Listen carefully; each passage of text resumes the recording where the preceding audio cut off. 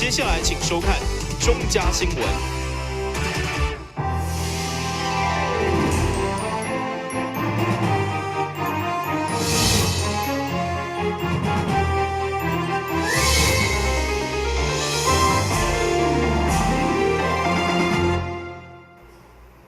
大家好，我是陈碧纯，欢迎收看6月6号礼拜2的中嘉台南地方新闻。上午议会市政总质询，议员谢在旺除了关心客家、将军、北门等所在治水的成效，佮要求市府爱评估伫个溪北设立公共自行车系统的可行性，安尼才会当来串联南昆新等等的热门景点，全力拼观光。议员谢在旺表示，市场热清点也有东外人期，临来有关客家、将军、北门等溪北治水工作持续进行。特别希望下任的时会当至少达成到3个月进度，交予后一任市长。同时，伫治水有成以后，评估串联水井教堂、南昆新等景点来设立公共自行车系统，全力拼观光。我马上拜托市长者。好。哦。无问题。有啊，种溪北这边考虑者啊，拄啊，哦，咱人。你卡拉遮这吼，咱迄个观光局、甲交通局拢有咧规划。系啊，因之前哦有私人的哦。伊私人的哦，伊一间100块啊。啊，你也像咱公部门哦，是你咧讲的哦，悠游卡是8点钟10块啊。对。啊，你也像咱的市民卡是8点钟5块啊。啊，是毋是讲哦，会当好用市府咱哦咧做个资源哦，来互外面的游客哦，当讲啊，会当介绍合理之啊。哦，要讲啊，下晡时啊，要坐啊卡。水晶教堂，南昆新，一连串的，当去骑脚车去踅踅。另外，有关客家网球场对去年风台以后，包括围篱等设施拢经破损，加上荒废多年，一直拢无整理，严重影响市容。议员表示，已经质询3摆拢无下落，不满市府的行政效率。例如，市长嘛亲自回应，环境整理是第一优先，一定会督促公所。自球场的经费较大，后续再来发包处理。台新闻军及林根采访报道。虽然市府一档收取公线单位9000外万的使用费用，不过议员大会员却认为这款的收益阁有待考量，因为敢若新营民权路1公里都有5种变电箱，严重影响人行安全，要求市府督促公线单位看敢有其他改善的方法。位伫新营老热的民权路一带，议员赖会员表示，竟然1公里的人行道范围都有5种公线单位的变电箱，主要减少停车空间，上界烦恼也是影响人行安全。加上根据资料显示，全台市有高达26000外座变电箱，新营就有4500外座。其中发现当中有的是空的，根本无咧使用，所以要求市府督促相关单位进行通盘检讨。变电箱大家一直在抗议说它影响到人行道的一个大家走路的一个安全性。好，去会勘的打开了，里面什么都没有，可见它没有捡回。他已经把这些变电箱里头，它还是柜子在那边哦。可是内底拢无物件，那问了中华电信，问了台电，他们告诉我们说啊，这个已经是除役了，没有使用的这样子，没有使用了，可以清理。所以你要想办法。台南市有5席立委，这些立委都是我们民进党籍的立委，他们可以帮忙。另外，议员嘛关心已经是全球性议题失智症，要求社会卫生、民政等跨局处来合作，不管是健康的日间照护中心、社区关怀据点，甲以后所要成立的共同照护中心等设施，一定要有完善的社会服务医疗来应用。因为台南初估到15000位失智老人的需求，嘛希望减少家属伫照顾顶面的负担。台新闻军及林根采访报道。过去议长的惯例拢无总质询，不过上午议长赖美惠首次伫个总质询进行完整50分钟的发言，包括分享伊的政治理念，嘛要求市府关心农民遭受农损，一定要建立补偿的机制等等的议题。伊对着议长首次的总质询，市长赖清德嘛表示讲意义重大。议长赖美惠表示，日前一波西南气流造成中北部真侪县市严重淹水灾情，咱南部地区近日收成的稻仔嘛受到冲击，所出现农民抢瓜现象，甚至找无会当行切的所在。所以议长上午伫总咨询特别建议农业局会当建立收挂农机具的资讯系统，避免抢收。同时加强天然灾后的保障，加南投北送的机制。因为咱是南部地区，咱拢较早刮，咱拢较早播，北部一地一地改善起哩，所以北部的这农机会当组团落来，赶紧甲咱协助收割，安尼对不对？所以你这个机制爱有地方上透过区公所，透过咱这个立办公处。做一个定点式的，有需要的农民朋友去遐登记，透过区公所来甲咱的协助反映再来对着咱即马要行测挂开了后行测嘛一个问题啊，你无对容纳嘛，咱嘛会当南到北送，协助着咱遐各厂商，包括咱的区农会等等，因会当行的行测设备来甲咱斗协助。我相信咱这过去。伫灾害省市的时阵，咱拢有启动这种的机制，所以再度甲咱的农业局做一个提醒。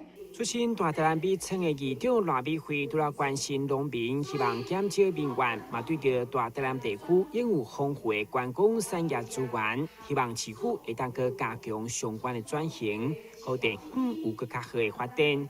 赖美惠担任议长以后，小处伫总咨询以完整50分钟发言。其中表达意义重大，相当感佩议长的政治理念甲感恩惜福的态度。台新闻军及林根采访报道。因应台湾高龄化社会趋势，为了让印发族会当活了更加健康、更加有活力，中嘉网络公司甲台湾高龄化政策以及产业发展协会合作，打造印发生活专区，共同为适龄的族群规划节目。并且提供11大型娱乐场全方位的服务，要来丰富印发族的生活。3、2、1。按下遥控器上的开关，中嘉网络执行长张汉伟与台湾高龄化政策暨产业发展协会理事长杨志良共同启动合作仪式，宣告为熟龄族量身打造的银发生活专区即将上线。我们最主要的事情是提供老人更多的生活上的资讯跟影音的娱乐。当然，未来我们会增加食衣住行所有跟老人在家里就可以得到他们所有需要的东西。会邀请这些长者来参加这些节目的制作，让他们可以就是有更积极的社会参与感。那未来我们也会提供这个长者的食衣住行的相关的这些数位价值的服务。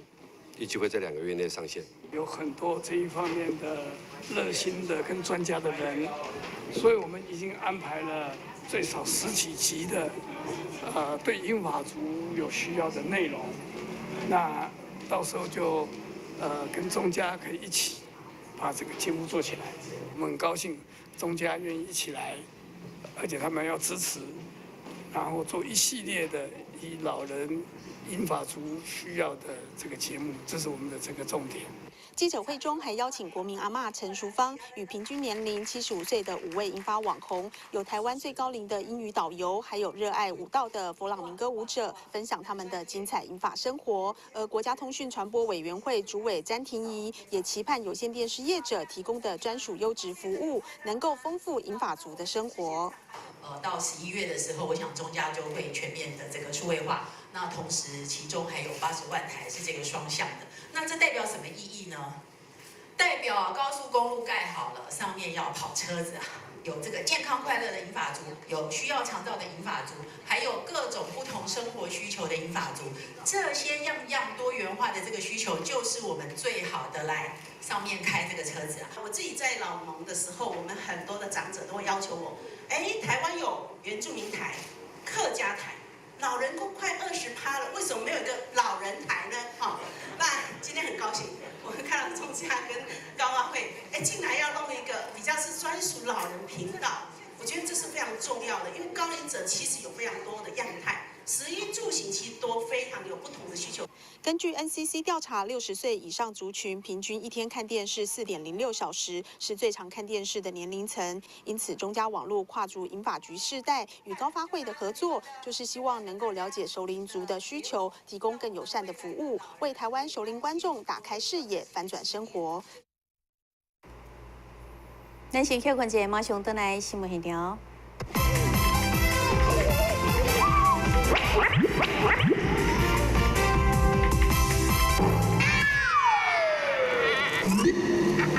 正确开启车门很重要，不然怎么开呀？下车要转头注意后方来车，再慢慢开车门。这是两段开车门啦，两段是开车门，两段是开车门，两段是开车门，因为很多要说3次。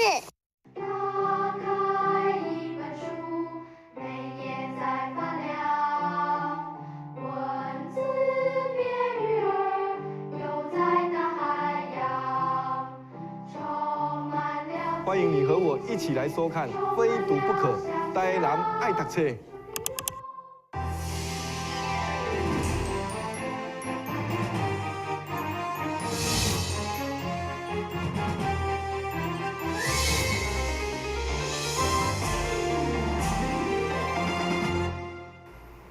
台南以美食甲古迹景点出名，现主时若是要来台南佚佗，已经有更加便利的方式，就是 BBW。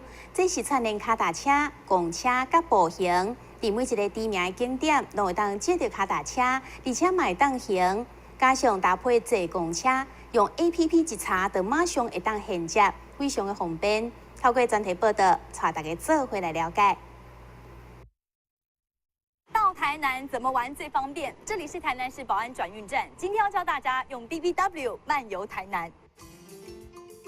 BBW 大家听到应该都一头雾水，其实这是3种交通工具的缩写 ：bus 公车、T-bike 脚踏车和 walk 步行。想要在台南一日深度游览古迹景点以及独特巷弄文化，用这种方便又便宜的 BBW 最适合。我们效法捷运转乘的精神，将原来服务于台南县的79条公路客运，转并为绿、蓝、棕、橘、黄、红等6大干线，搭配74条支线以及市区公车等等。目前台南市总共有109条的公共运输的公车来做服务。此外，我们在设施以及设备上面也做了非常大的努力，包括新建了这个9大转运站、候车亭以及非常多的智慧型站牌。那其他在汰旧换新公车上面也汰换了130辆，整体公共运输服务品质比起县市合并前有非常大的进步。现在就带您实际体验看看，从保安站到奇美博物馆骑 T-bike 只要花不到10分钟。沿路风景让人看得心旷神怡，阳光洒在身上，好舒服。到了景点后，简单还车就可以四处走走喽。就环境很优美啊，然后可以带小朋友来户外外面玩，空气还不错，这样子。那骑车呢？小朋友喜欢吗？他们蛮喜欢的，因为就这边好像有给小朋友租借的那种脚踏车，啊，就还蛮方便。其他地方比较少嘛，所以可以带他们来这边骑脚踏车运动这样子。接着想到赤坎楼，用大台南公车 APP 一查，轻轻松松就可以搭公车抵达。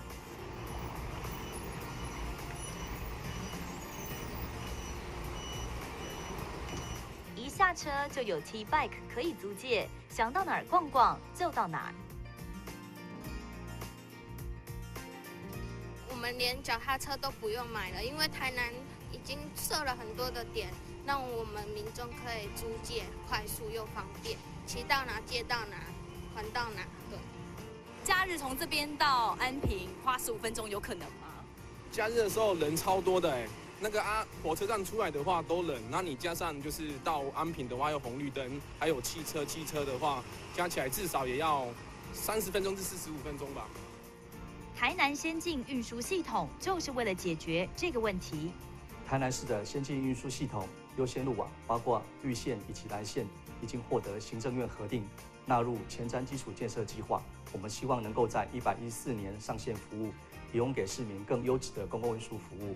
先进运输系统完成后，来台南轻旅行的交通选择将变成 BBMW， 希望大家拭目以待。到台南玩透透，不用再烦恼地点距离的问题，用 BBW 也能深度体验府城之美。远东科技大学最近几天来申请专利成功的件数，伫全国的大专院校排名第一，而且学校也新开设三创教育中心，要将发展创造力作为学校教学的重点。远东科技大学已经连续14天得到全国大专院校专利公告发证的第一名。这几天来，总共累积了3823件已经核准的专利，也已经有220件的专利转移到厂商业者进行大量的生产加贩卖。校方将创新的思维转化做三创教育，已经有丰富的成效。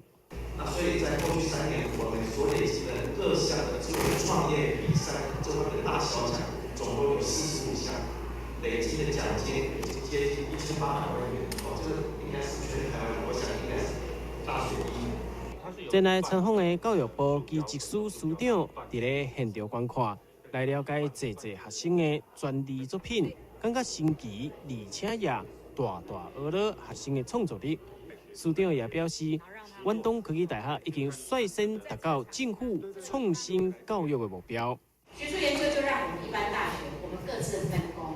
我们技职教育的目的就是希望培育我们的学生技术力，培育我们的学生创意思考，培育我们的学生创新创业。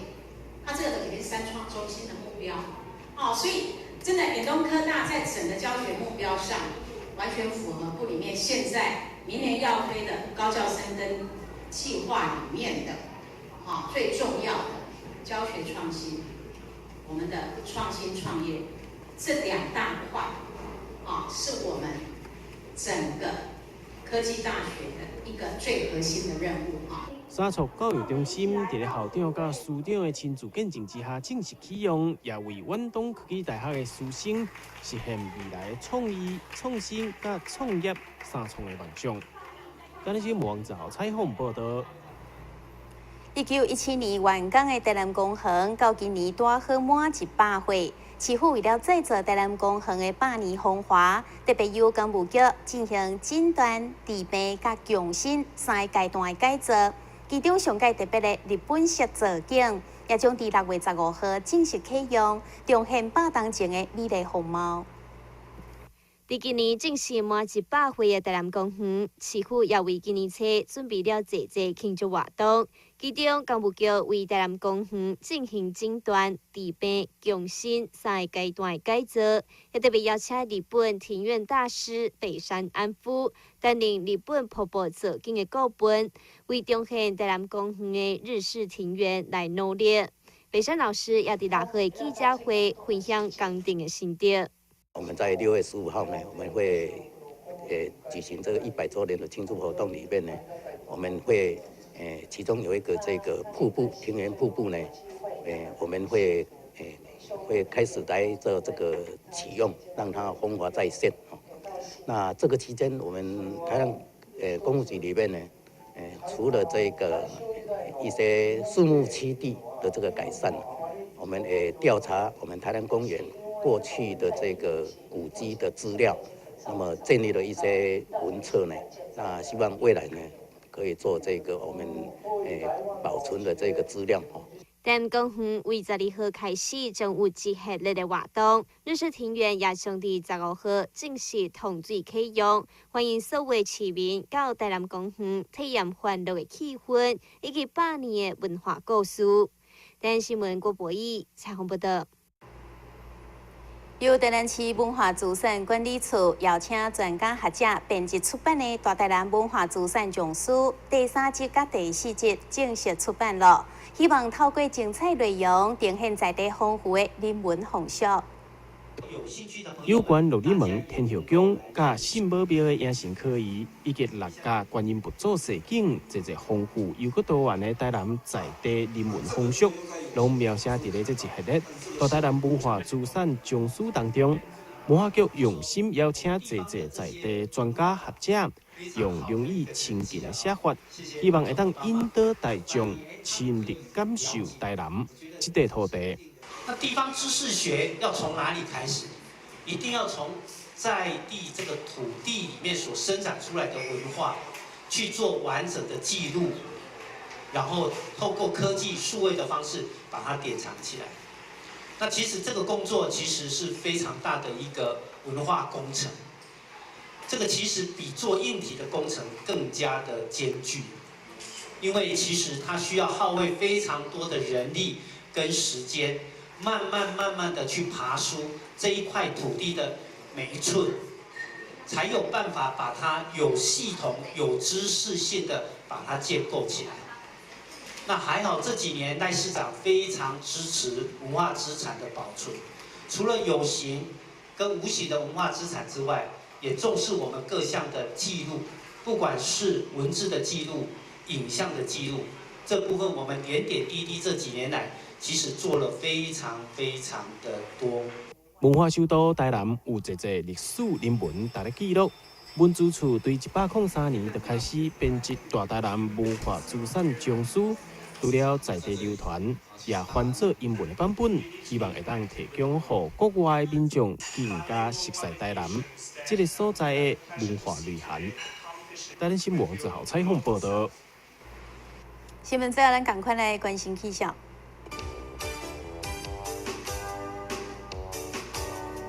明仔载是节分，有时好天的天气，温度28度到32度，落雨几率2成，海面平均风力4级到5级，上加阵风是8级。